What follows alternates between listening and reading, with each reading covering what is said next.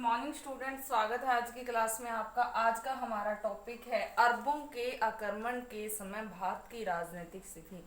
Last lecture में हमने क्या पढ़ा था कि जब अरबों ने भारत पे आक्रमण किया, पहले मुस्लिम आक्रमणकारी की गतिविधियों को पढ़ा था मोहम्मद बिन कासिम जो था। कई बार कम्पिटेटिव एग्जाम में भी एक क्वेश्चन आता है कि पहले मुस्लिम आक्रमणकारी कौन था और उसने कब आक्रमण किया। 712 ईस्वी में आक्रमण हुआ था। पहला मुस्लिम आक्रमणकारी मोहम्मद बिन कासिम था। तो उसकी गतिविधियों को हमने पढ़ा कि वो भारत में आया, उसने कैसे विभिन्न सिंध के क्षेत्रों को जीत करके सिंध को खलीफा के अधीन कर दिया और बाद में खलीफा ने ही उसको मौत के घाट उतार दिया। अब पढ़ते हैं हम आगे की स्थिति। यहाँ पे 2-3 शताब्दियों तक भारत अरबों के आक्रमण से पूरी तरह से मुक्त रहा। क्यों? क्योंकि खलीफा के अधीन वो हो गया था, लेकिन धीरे धीरे करके सिंध के विभिन्न क्षेत्र आजाद हो गए, खलीफा के आधिपत्य से मुक्त हो गए। अब समय आया 11वीं शताब्दी का। 8वीं शताब्दी का वो समय था जब मोहम्मद बिन कासिम ने आक्रमण किया था। उसके बाद खलीफा भी सुस्त हो गए सिंध के प्रति। 2-3 साल बीत गए, 2-3 सदियां बीत गई, कोई आक्रमण नहीं हुआ, बिल्कुल आराम से जो है समय कट रहा था। लेकिन भारत की राजनीतिक व्यवस्था यदि बात मैं आपको बताऊं तो काफी शोचनीय थी। क्षेत्रवाद प्रचलित था, क्षेत्रीयता की भावना थी। हर व्यक्ति, हर हिंदू राजा अपने क्षेत्र के लिए जी रहा था, न कि पूरे देश के लिए। केंद्रीयकृत शक्ति का भाव था। कोई भी केंद्रीय शक्ति नहीं थी जो पूरे एक केंद्र में सत्ता स्थापित करती हो या फिर एक भारत को एक दायरे में सीमित रखती हो या उसकी सीमाओं की सुरक्षा देखती हो। हर व्यक्ति अपने क्षेत्र के लिए ही जी रहा था, क्षेत्र के लिए ही लड़ रहा था। तो इस तरह से भारत की राजनीतिक दशा काफी शोचनीय थी। सॉरी। तो अब हम पढ़ रहे हैं भारत की राजनीतिक स्थिति के बारे में कि उस समय पे जब मोहम्मद गोरी या महमूद गजनवी भारत में आए तो भारत की राजनीतिक दशा कैसी थी। सबसे पहले तो वो हमें पता होना चाहिए। सबसे पहले इस बात की जानकारी के लिए हम बात करते हैं राजनीतिक दशा की। जो राजनीतिक दशा काफी शोचनीय थी। भारत की राजनीतिक दशा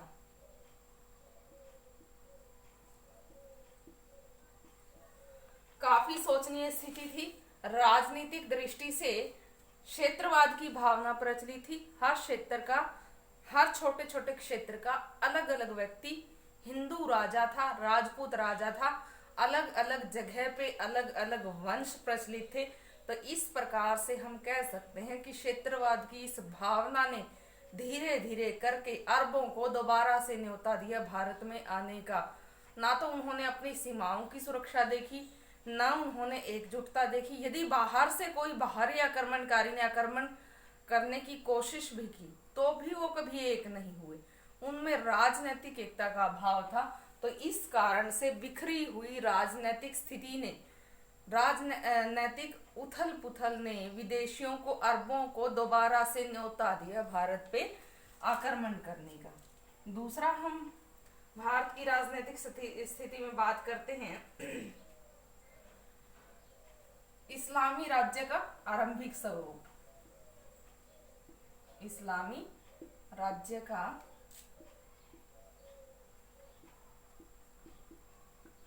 आरंभिक स्वरूप।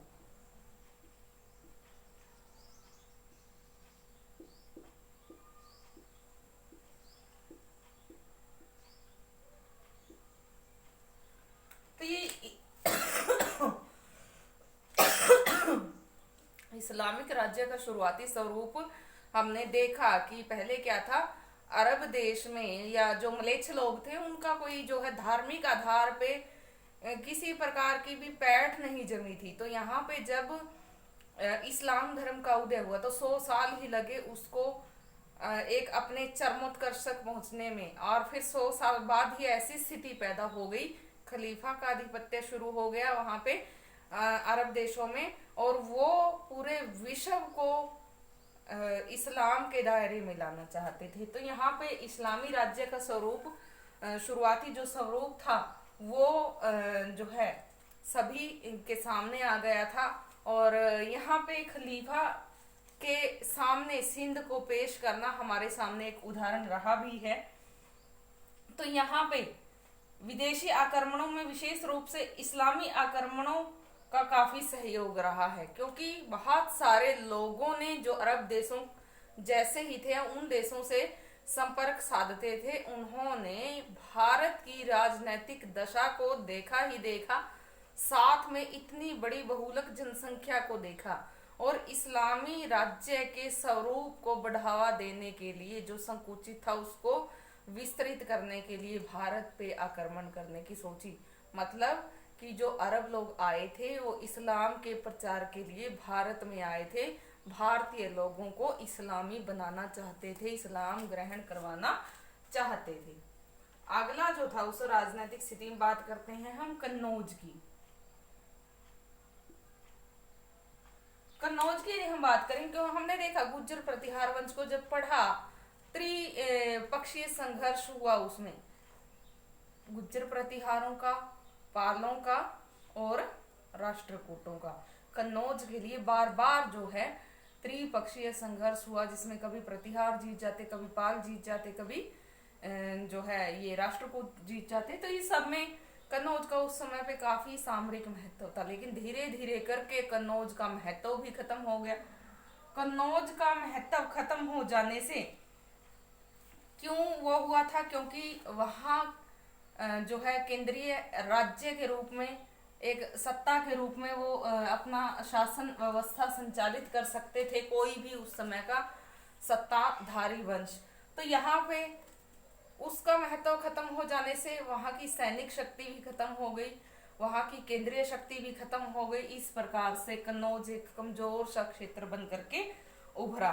तो यहाँ पे क्या हुआ कि बाद में जब चालुक्यों का इस पे कब्जा हुआ कन्नौज पे, तो धीरे धीरे करके सामंत राज्य ही बन करके ये रह गया, सामंतों के अधीन ही इसकी व्यवस्था हो गई।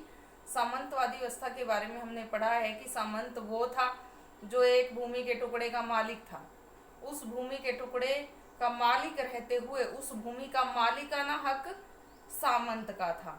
तो एक सामंत ही एक तरह से उस भूमि का राजा था, मालिक था। तो यहाँ पे कन्नौज के साथ वैसा ही हुआ। तो इस प्रकार से यहाँ पर विदेशी आक्रमण होने की स्थिति में सामंत लोग क्या करते, उन्हीं की शरण में चले जाते जो व्यक्ति उन पे आक्रमण करता था। तो यहाँ पे कन्नौज का जब तक सामरिक महत्व था तब तक स्थिति सामान्य थी, लेकिन जैसे उसकी स्थिति खराब हुई वैसे ही जो है भारतीय राजनीतिक दशा भी सोचनीय हो गई। उसके बाद हम बात करते हैं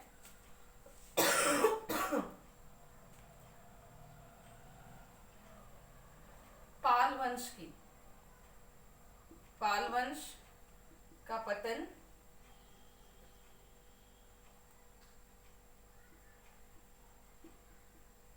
और चोलों के बारे में। तो यहाँ पे पाल वंश का पतन हो गया। हालांकि महिपाल प्रथम अंतिम महान पाल शासक हुआ और बाद में हम देखते हैं कि चोलों का भी पतन हो गया।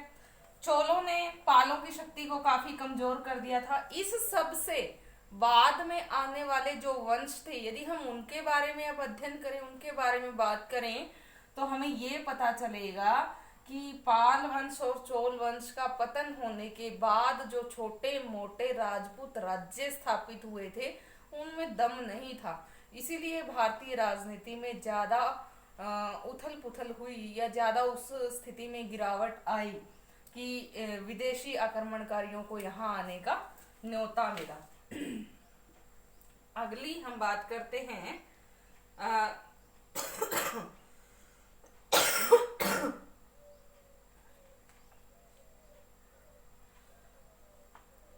राजनैतिक विच्छिन्नता का।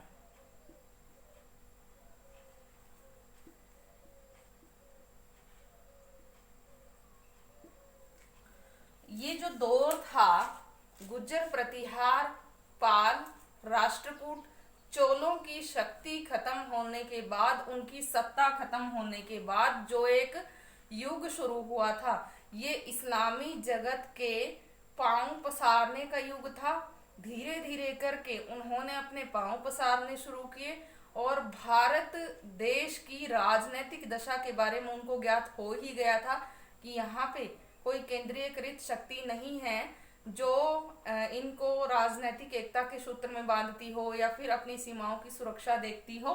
तो इस अभाव में बड़ी आसानी से वो भारत पर आक्रमण कर सकते हैं। फिर दूसरा, उन्होंने सुना था कि भारत सोने की चिड़िया है और जो अरब देश थे वो उस समय गरीबी का जीवन जी रहे थे, पर्वतीय क्षेत्र था। गरीबी का जीवन जीने वाले अरब लोगों ने भारत की ओर, जो सोने की चिड़िया कहा जाता था, भारत की धन संपदा को लूटने के लालच से यहाँ पे आक्रमण किए बार बार।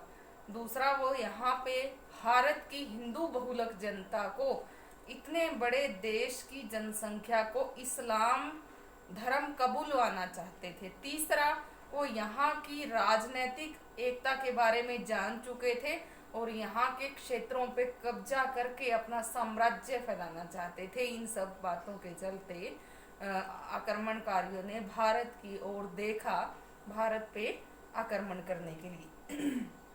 तो उत्तर भारत मुख्य रूप से उस समय पे 4 राजपूत शक्तियों में विभाजित था। दिल्ली और अजमेर में, जैसे कि हम बात करेंगे, चौहान वंश था। कन्नौज का राठौर वंश, मालवा का परमार और बुंदेलखंड के चंदेल प्रमुख थे। तो इनमें हम पृथ्वीराज तृतीय और जयचंद राठौर की बात कर सकते हैं, जो काफी शक्तिशाली हुए और इन्होंने तुर्कों को बार बार पराजित किया भी। तो अब हम बात करें कि उस राजनैतिक उथल पुथल के दौर में तुर्कों को बड़ी आसानी से भारत की राजनीतिक स्थिति का आभास हो गया। उस स्थिति का आभास होते ही बार बार उन्होंने भारत देश पे आक्रमण किए, जिसमें महमूद गजनवी का नाम आता है कि उसने 17 बार आक्रमण किए। महमूद गजनवी कौन था, सबसे पहले ये जानना बहुत जरूरी है। महमूद गजनवी सुबकतगीन का बड़ा पुत्र था। 1 नवंबर 971 ईस्वी को उसका जन्म हुआ था गजनी में और छोटा सा था, 5-7 साल का था जब उसको 5-6 साल में ही जो है उसने उसकी शिक्षा दीक्षा के लिए उचित प्रबंध किया गया। शिक्षा प्राप्त करने के बाद उसको साथ में धार्मिक शिक्षा के साथ साथ युद्ध विद्या भी सिखाई गई। जब वो 7 साल का हुआ तो वो अपने पिता के साथ सैनिक जो है प्रदर्शन करने लग गया था, सेना का कार्यभार संभालने लग गया था। तो इतना ज्यादा वीर था वो बचपन से ही। तो महमूद को एक बात और उसके बारे में प्रचलित है कि 7-8 साल में ही कुरान उसने कंठस्थ कर लिया था। कंठस्थ का मतलब समझते हो कि उसने याद कर लिया था। तो इस तरह से हम कह सकते हैं कि बचपन से ही काफी वीर था और उसको महत्वपूर्ण 2 उपाधियां अमीन उल दौला, अमीन उल मिल्लत की प्राप्त थी। तो इस प्रकार से उसको काफी ज्यादा महत्ता प्राप्त थी। आज के लिए इतना काफी है। Thank you.